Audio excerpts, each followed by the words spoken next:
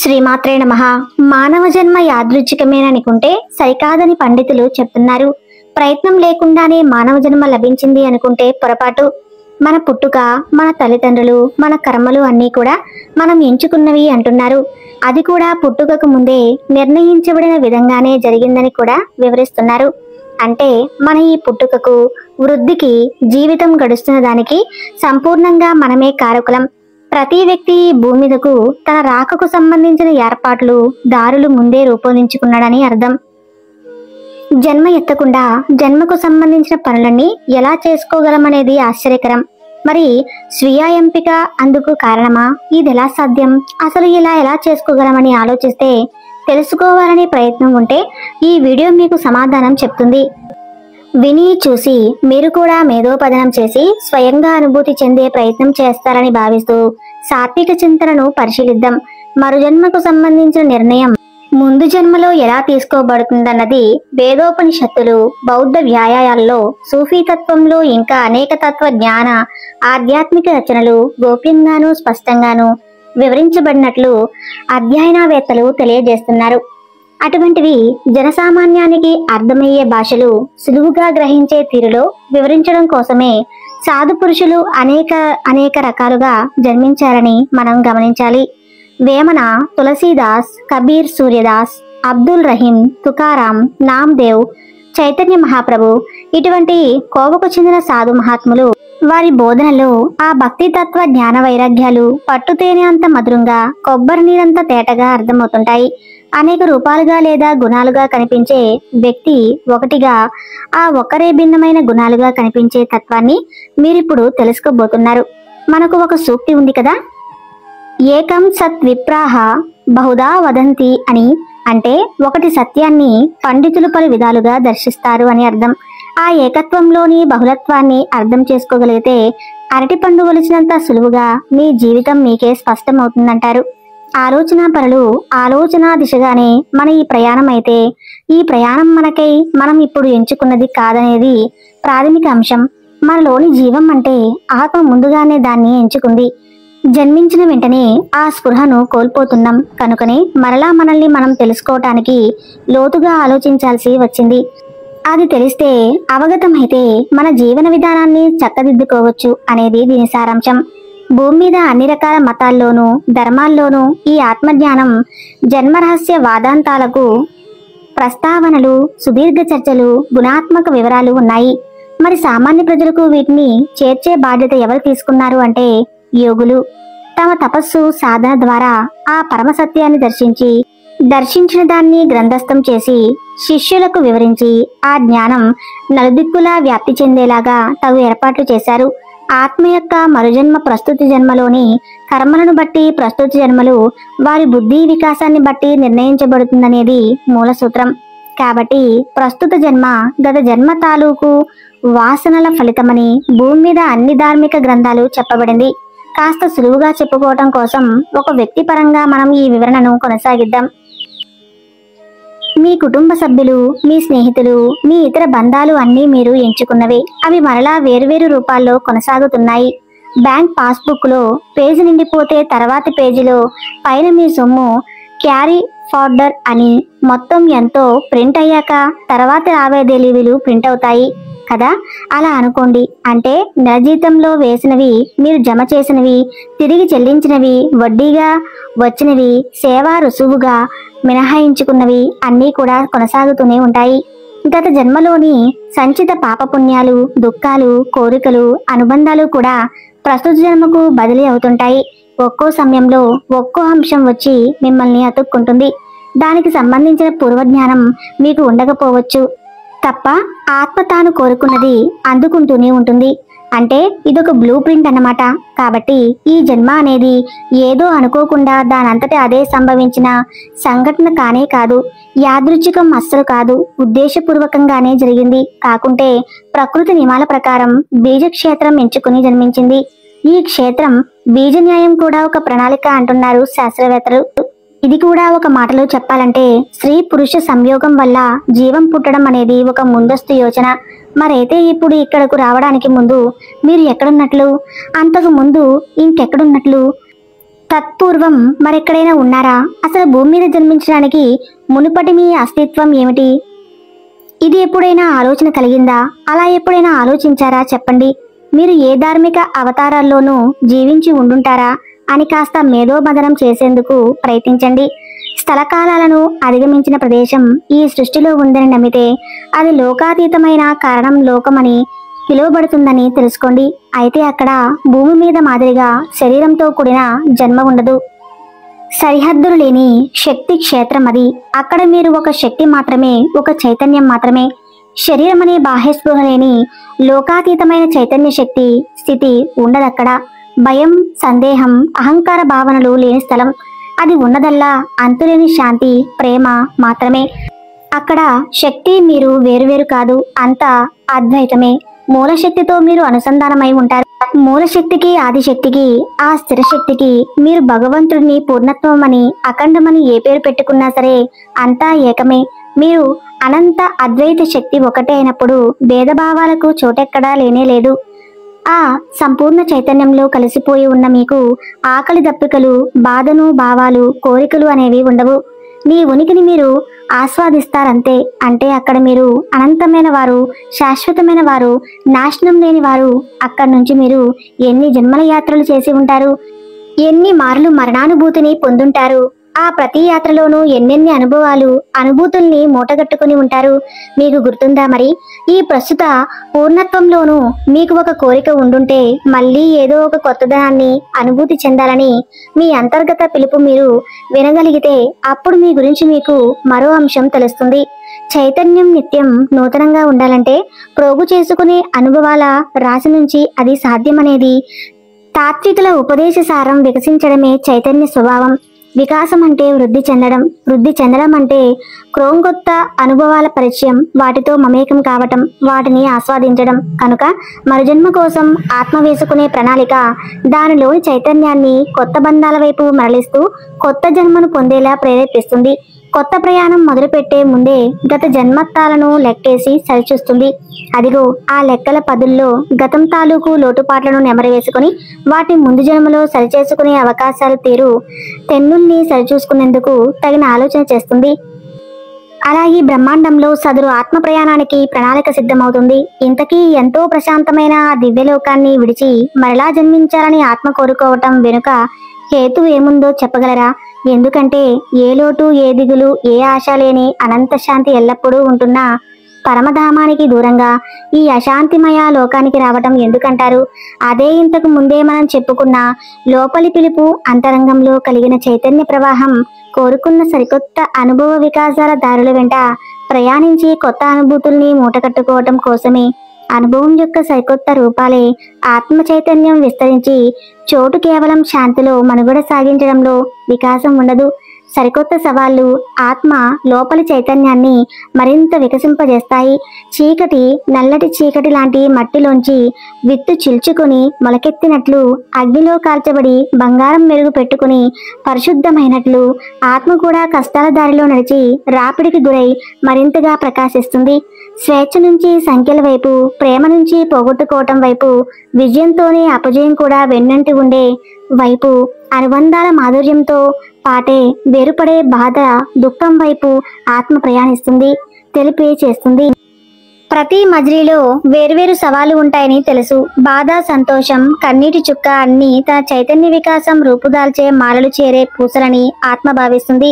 అలా ఆత్మభూమి మీద జన్మించేందుకు కుతూహలపడుతుంది. తాను ఎంచుకున్న పరిస్థితులే కనుక వాటిని అనుభవిస్తూ ఎదుర్కొంటూ రాడు చెల్లుతుంది. కాబట్టి మీరు మీ జన్మను యాదృచ్ఛికంగా భావించకండి. మీ అమ్మా నాన్నలు, మీ బంధాలు, మీ ప్రతిభా విపత్తులు, మీ సంఘర్షణలు అన్నీ మీ ఆత్మ ఎంతో లోతుగా ఆలోచించి ఎంచుకున్న జన్మలోని అనుభవాలే, దాని ప్రణాళికలో భాగాలే అని గ్రహించండి.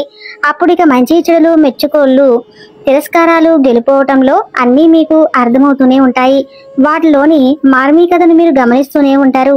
మీలోని ఆత్మ ఎంచుకున్న శరీరం మీద, ఆ శరీరంతో ఆత్మ చేస్తున్న యాత్ర ఇది కాకుండా యాత్ర అనంతం. ఈ అనంత యాత్ర ప్రారంభం ఎంతో పదిలంగా, ఎంతో సూక్ష్మంగా, ఎంతో నిశితంగా జరుగుతుంది.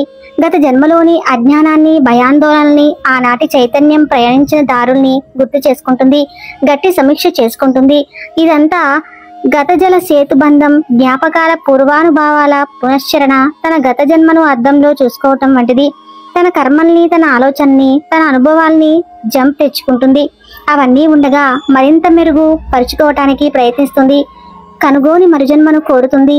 అలాగని మీ ఆత్మ ఒంటరిగా ఏం ఉండబోదు. ఆధ్యాత్మిక మార్గదర్శకత్వం చేసే దివ్యశక్తుల మద్దతుతో మీ ఆత్మ తన దారిని ఏ ఆటంకం లేకుండా చేసుకోగలుగుతుంది. ఆ దివ్యశక్తుల ఆత్మ ఎంచుకున్న మరుజన్మ తాలూకు భావి జీవితాన్ని దాని చైతన్యానికి అర్థమయ్యేలాగా ఒకసారి దర్శింపచేస్తాయి. ఎదుర్కొనే సవాళ్లు, అనేక అవసరాలు, వేరువేరు బంధాలను ఆత్మ చైతన్యానికి తెలిసేలా చేస్తాయి. ఆత్మ వికాసం చెందడానికి వీలైన మార్గాన్ని ఎంచుకోవటానికి ఈ ప్రక్రియ దోహదం చేస్తుంది. అప్పుడు మీ ఆత్మ తన క్షేత్ర బీజాన్ని, అంటే తల్లిదండ్రుల్ని ఎంచుకుంటుంది. తన బంధాలను, దేహాన్ని, సంస్కృతిని, సమయాన్ని, తనకు అవసరం అనుకున్న ప్రత్యేక సామర్థ్యాలతో పాటు సవాళ్లను సైతం తానే ఎంపిక చేసుకుంటుంది. అంటే శక్తియుక్తులతో పాటు బలహీనతలను కూడా ఆత్మ ముందుగానే ఎంచుకుంటుంది. మీరు ఏ అనారోగ్యాలని, ఏ దుఃఖాలని భరించాలో, ఏ ప్రేమను అనుభూతి చెందాలో కూడా ముందుగానే ఎంపిక చేసి పెట్టుకుంటుంది. ముందే చెప్పుకున్నాం కదా, ఇదంతా ఒక ప్రణాళిక, ఒక బ్లూ ప్రింట్. ఇందులో మారుదల ఉండొచ్చు, అంటే అవాంతరాలన్నమాట. వాటికి సిద్ధపడే యాత్ర మొదలవుతుంది. మరి ఈ యాత్రకు దిశానిర్దేశం చేసే నియమాలు ఏమైనా ఉన్నాయా అన్నది చూద్దాం. ఇవన్నీ కర్మను అనుసరించినవే అని చెప్పబడింది. మరి కర్మ అంటే ఏమిటంటే ప్రతి కార్యం, ప్రతి భావన, ప్రతి ఆలోచన ఒక శక్తి వనరు. సదరు శక్తిని అవసరం లేదు. ఆ శక్తి ఇప్పుడు గానే ఒక అంతర్గత పిలుపుగా మరుజన్మలో కానీ దిరికొస్తుంది. విత్తులోంచి వృక్షం ఉద్భవించి ఫలాలు వచ్చినట్లు మీరు ప్రేమ బీజం నాటితే ప్రేమ అనే పంట పుడుతుంది. ద్వేష అనే విత్తనం నాటితే చీడలతో కూడిన పంట పుడుతుంది. అదే కర్మ అంటున్నారు. ఏది ఏ భావంతో చేస్తే అటువంటి ఫలితమే తిరిగి వస్తుంది. అదే కర్మ. అయితే ఆత్మ శిక్ష సమక్షంలో తన పనుల తాలూకు ఫలితాలను గ్రహించగలుగుతుంది. దీన్ని స్వీకరించు, ఇదిగో దీన్ని విస్తరించు అని కర్మ ఆత్మకు నేర్పిస్తుంది. ప్రస్తుత ఈ జీవితం మీ గతయాత్రల ప్రతిభ అంటున్నారు ఆధ్యాత్మికవేత్తలు. నేటి అనుభవాలు గత జన్మల ఫలితాలని మీరు గ్రహించకపోవచ్చు. ఆనాట మీరు చేయూతనిచ్చిన వారు నేటి మీకు తోడుగా రావచ్చు. ఆనాడు మీచే తిరస్కరించబడిన వాళ్ళు నేడు మిమ్మల్ని బాధ పెట్టచ్చు. అలాగని చెప్పి మిమ్మల్ని శిక్షిస్తున్నట్లు కాదు. అది మీలోని యోధుణ్ణి సుశిక్షితుణ్ణి చేయటం అంటున్నారు. అది మిమ్మల్ని అభివృద్ధి చేయటం, తీర్చిదిద్దడం అన్నమాట. అందుకే మనం ముందుగా చెప్పుకున్న సంగతి మరోమారు గుర్తు చేసుకోండి. నేటి మీ కర్మఫలాలు గత జన్మ తాలూకు సంచితాలు అని. అప్పుడు పోగేసుకున్న వాటి ఫలితాన్ని ఇప్పుడు ఈ జన్మలో మీరు అనుభవిస్తున్నారు. మంచైనా చెడైనా ఇక ప్రారంభం అనేది ఒకటి ఉంటుంది. అది ఈ జన్మలోని కర్మానుభవం. అంటే ఇప్పుడు మీరు చేసే మంచి పని, వేసే మంచి అడుగు మీ భావి జీవితాన్ని వెలిగిస్తుంది. ప్రతి కఠిన సమయము ఒక అనుభవమే. ఆ ప్రతి అనుభవం పోగేసుకునే జ్ఞానమే. ఆ జ్ఞానమే ఆత్మ అందుకుంటున్న కర్మ ఫలితం. అందుకనే చేసే కర్మలు ఆత్మకు సంఖ్యలు కావని, అవి అనుభవాల సోపానాలని, వాటిపై నడిచి జ్ఞానం అనే పూర్ణత్వం వైపు ఆత్మ ప్రయాణిస్తుందని వివరిస్తారు. మీ ఆత్మ తన ప్రయాణ మార్గంలో ఎదురయ్యే కొన్ని ఆత్మలతో అత్యంత దగ్గరతనాన్ని ఏర్పరచుకుంటుంది. ఈ అనుబంధం కొత్త అనుభూతులను పొందడానికి, ఎదగడానికి, వికసించడానికి ప్రయోజనకరంగా మారుతుంది. మీ తల్లిదండ్రులు, జీవిత భాగస్వామి, స్నేహితులు, చివరికి మిమ్మల్ని బాధ పెట్టిన వారితో సహా మీరు ఆత్మకాబంధం ఏర్పడుతుంది. కొన్ని ఆత్మలు మీకు తోడుగా ప్రయాణిస్తే మరికొన్ని సవాళ్లు విసురుతూ ఉంటాయి. కొన్ని ప్రేమను పంచుతాయి, మరికొన్ని కఠిన పాఠాలను నేర్పిస్తాయి. అంటే ప్రతి పరిచయం వెనుక ఏదో ఒక పరమార్థం ఉంది. మీలోని సామర్థ్యం, మీలోని ఓటమి, మీలోని అధ్యయన శక్తి, మీలోని నివేచన, మీరు చేసే విచక్షణ, మీరు కనపరిచే ప్రేమ, ఇవన్నీ మీ శక్తికి మీరు ఎరుకపరిచే సందర్భాలను సృష్టిస్తాయని తెలుసుకోండి. ఇందాకనే చెప్పుకున్నాం, మీ ఆత్మ ఒంటరి ప్రయాణం చేయటం లేదు. మీ ఆత్మ ముందుగానే ఎంచుకున్న విధంగా ఏర్పడిన అనుబంధాల తాలూకు ఆత్మల సమూహంతో కలిసే మీ ఆత్మయాత్ర కూడా కొనసాగుతూ ఉంటుంది. ఇలాంటి ఆత్మ సమూహాలు పలు జన్మల వరకు కలిసే ప్రయాణిస్తాయి. అయితే వాటి రూపాలు, స్థానాలు మారచ్చు.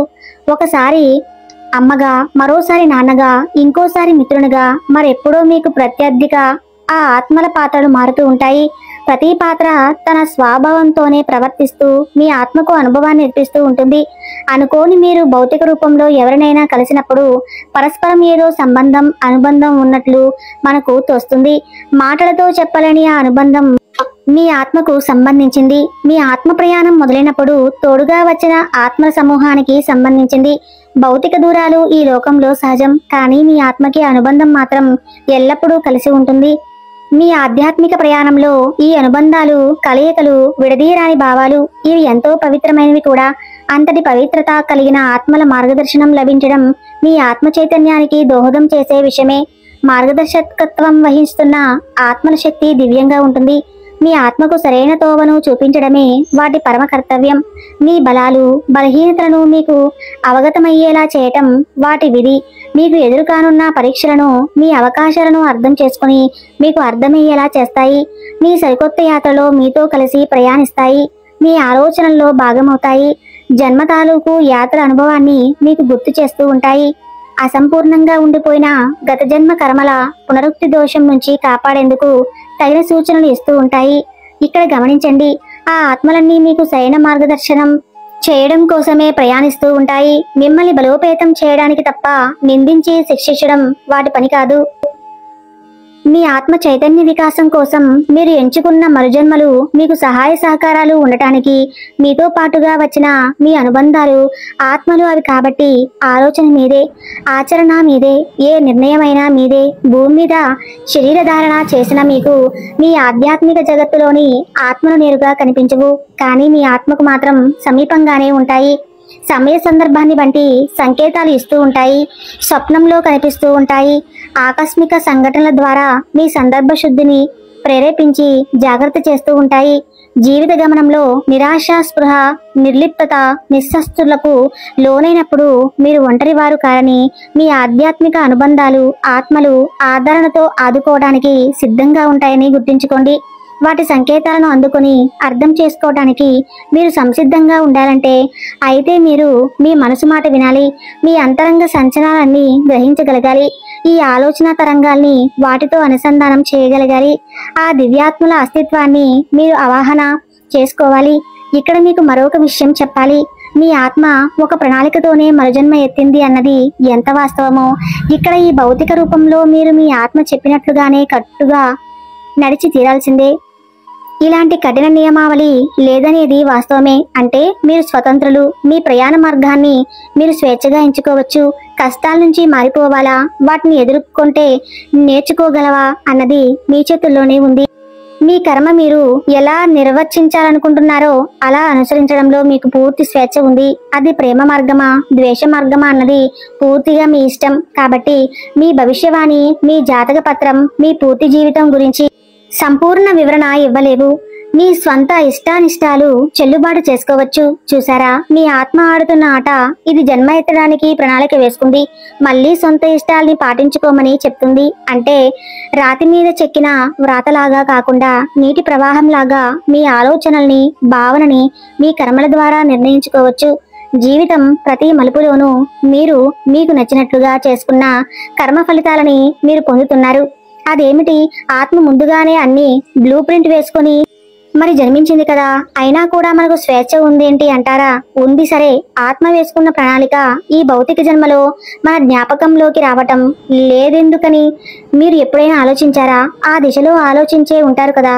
అవును, జన్మిస్తూనే మీ మీద అది మరుపు అనే పరదాను కప్పుతుంది. మరి మీ గత జన్మ వాసనలు మీకు గుర్తుండే అవకాశం లేకుండా అజ్ఞాతం అనే పొరను కప్పుతుంది. అలా జరగడం మీ మంచి కోసమే. మీ గత జన్మ అప్పటి కర్మలు మీకు జ్ఞాపకం ఉంటే ఇక మరుజన్మలోనూ మీరు నేర్చుకోవటానికి నూతన అనుభవాలు, సరికొత్త అనుభూతులు ఉండవు. ఎందుకంటే బాధ ముందే గ్రహిస్తే, తగిలే ఎదురు దెబ్బలు ముందే తెలిస్తే ఇక వాటిని మనస్ఫూర్తిగా అనుభూతి చెందలేం కదా. కనుక్కొని ఆ జ్ఞానం లేని అజ్ఞానపు పొర ఆవహిస్తుంది. విషాద సంతోషాన్ని, కష్ట సుఖాలని అనుభూతి చెల్లించుతుంది. స్వయంగా వాటిని బేరీస్ వేసుకోమంటుంది. కొత్త అనుభవాలను పోగు చేసుకోమంటుంది. ఇదంతా చేసేది ఎవరంటే ఈ జన్మను కోరుకున్న మీ ఆత్మ. మిమ్మల్ని మీరు మళ్ళీ తెలుసుకునేలాగా ప్రోత్సహించేది స్వయంగా మీ ఆత్మే. జన్మించాలి, అనుభవించాలి, సంపాదించాలి. బ్రతుకు సమరంలో పాటలు నేర్చుకోవాలి, పోరాడాలి. ఇదే జీవన సౌందర్యం. అయితే ఆత్మ సంకేతం మాత్రం మీతో ఉంటుంది. అంతకు ముందు చెప్పుకున్నట్లుగా స్వప్న సంకేతాలనిస్తుంది. ఆ దాటను మీ మనసులో ఏదో మెరుపు లాంటి ఆలోచనలు కలిగిస్తుంది. ఎవరు అపరిచితుని చేత గాలివాటం మాటలుగా వినిపిస్తూ ఉంటుంది. మీ అంతరంగం వాటిని పట్టుకున్నప్పుడు మీ ఆత్మఘోష మీకు అర్థమవుతుంది. మరుపు దుప్పటి కింద జీవితం దారి మారుతుంటే చల్లున ఏదో ఒక సంకేతం ఇచ్చి సరిచేసుకుంటుంది. మిమ్మల్ని విడిచిపోలేదు, మీతోనే ఉన్నాను అని సూచిస్తుంది. నేను ఎవరు, నేను ఎందుకు పుట్టాను, నేనేం చేయాలి అనే చింతన, స్పృహ మీలో కలిగేలా మిమ్మల్ని జాగ్రత్త చేస్తూ ఉంటుంది. ఇక స్పృహ మీకు కలిగిన నాడు ముక్తి మార్గంలో నడవడం అనేది మీ కర్మలోనే ఉంటుంది. తత్వమసి అనే వేద శబ్దానికి అర్థం తెలుసుగా? పర్లేదు, పెద్దల్ని అడగండి, చెప్తారు, లేదా నిఘంటువులో వెతకండి, మీకే అర్థమవుతుంది. వీడియో నచ్చితే లైక్ చేయండి, షేర్ చేయండి. ఇప్పటి వరకు మన ఛానల్ను సబ్స్క్రైబ్ చేయనట్లయితే ఇప్పుడే సబ్స్క్రైబ్ చేసుకుని పక్కనే ఉన్న బెల్ ఐకాన్ను క్లిక్ చేయండి. Thank you.